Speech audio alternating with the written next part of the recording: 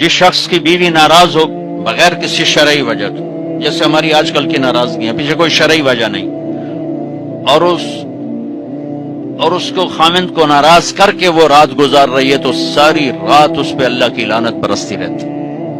میں اپنے گاؤں میں تھا، ایک بچی رات کو دیہات، رات کو چھوٹا بچہ لے کر وحشت زدہ، ارے کہاں سے آئی ہو؟ کہ میں فلاں جگہ، میں نام لیں فلاں جگہ سے آئی ہوں۔ کیا کر رہے ہیں؟ کہا جی مجھے میرے خامند سے بچاؤ، مجھے طلاق لے دو۔ میں نے کہا بیٹی اپنے ماں باپ سے کیا، میرے پاس کیا کرنے آئی؟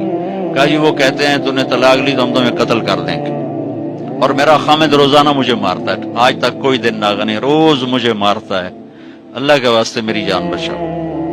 کہ بیٹی میں کیا کر سکتا ہوں، میرے پاس آنسوؤں کے سوا کچھ بھی نہیں، میں تو یہ دعا کر سکتا ہوں، رو سکتا ہوں، اور میں کچھ نہیں کر سکتا۔ میں تمہارے خاندانی معاملات میں کیسے دخل دوں؟ ہاں میرا کوئی رشتہ ناتا ہوتا تو پھر میں کوئی دخل دیتا، لیکن میں تمہیں جانتے نہیں تم کون ہو۔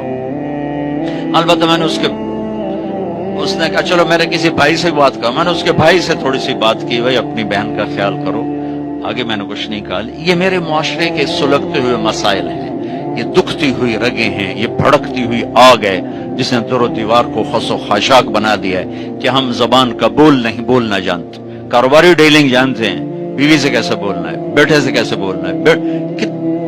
معذرت کے ساتھ آج کل کی اولاد بھی نافرمان ہے، لیکن نافرمان بنانے میں ماں باپ کا بھی بہت بڑا ہاتھ ہے۔